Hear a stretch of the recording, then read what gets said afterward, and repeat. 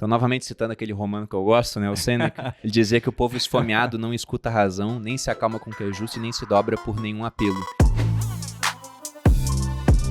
Mas você tem razão, tipo, fazer market timing é um... Não, sobre isso, por exemplo, se a gente for procurar reflexos em outras épocas, a gente tá vendo agora uma inflação nos Estados Unidos em 8,5%, né? Uhum. Aparece na manchete, inflação mais alta nos últimos 40 anos. Por que os últimos 40? Porque nos anos 70 foi um ano de inflação altíssima, foi logo depois que o dólar perdeu o lastro em ouro, e o que a gente viu foi uma forte apreciação do ouro até os anos 80, quando o Paul Volcker subiu muito as taxas de juros, e aí o que teve foi uma enxurrada de gente mandando dinheiro para colocar nos Estados Unidos e o dólar muito forte. Então eu acho que agora, lógico que a história ela não vai se repetir, mas como o Mark Twain diz, ela rima, o que eu vejo é muita gente com desconfiança das moedas fiduciárias, mas com um cenário diferente daquela época no seguinte sentido. O que a gente tinha no mundo nos anos 70 ainda era um mundo com um crescimento populacional grande. Se a gente for olhar as maiores economias do mundo hoje, China vai ter decréscimo populacional nas próximas décadas. Na Europa, todos os países vão diminuir de população. Japão nem se fala. Pois é, o Japão já tá acontecendo. O Brasil, se a gente for olhar... mas é imigração, né? Pois é, imigração de boa qualidade ainda. Agora, se você for olhar o Brasil, a mesma coisa deve acontecer. A previsão para os próximos 30 anos é a população estagnada. Enquanto nos últimos 30, a população cresceu 70%. Então, nesse cenário de desconfiança, de gastos maiores com previdência que vão acontecer, eu acho que essa inflação que hoje o pessoal fala é conjuntural, essa inflação mais alta. Eu acho que ela vai vir para ficar de maneira estrutural. Talvez não tão alta, 2 dígitos, mas mais alta do que a gente estava acostumado nos últimos anos.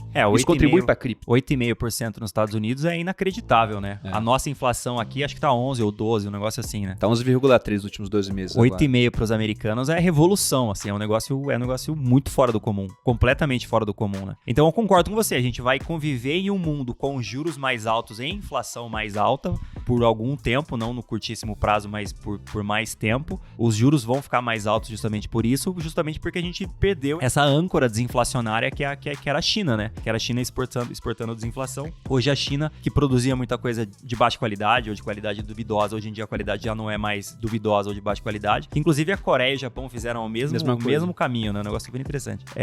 Hoje a China já tem uma renda média mais alta, então a China já não exporta mais desinflação. Então o mundo mudou. Então devemos mudar com o mundo. Eu não discordo de você que pode ser um mundo interessante, mas assim, sempre que você tem exageros, os juros subindo é um alerta, né? Então, pode ser. Vamos ver, a gente faz um podcast daqui a uns 6 meses e a gente discute isso aí de novo.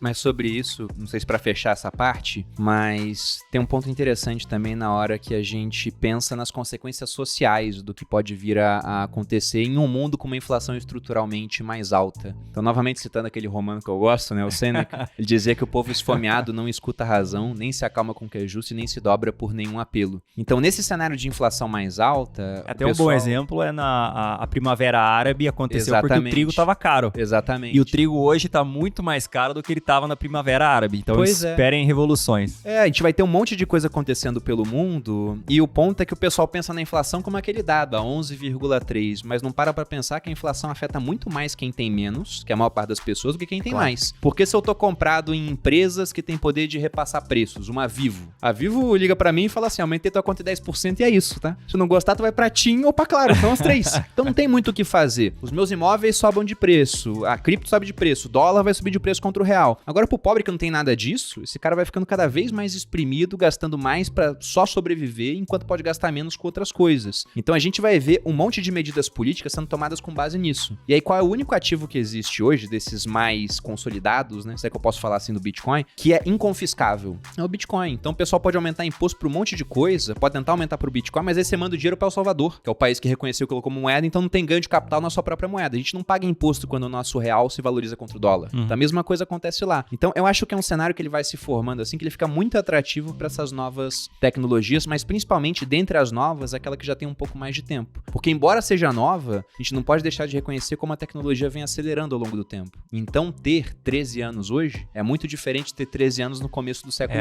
XX. São anos de cachorro, né? Exatamente. Então e falam isso no Bitcoin. Tem 13 anos de cachorro. Exatamente. Então ele já passou por muita coisa nesse período. Não, e tem muita fraude nesse negócio também. Então assim, nada, ter 13 anos é uma vida, né?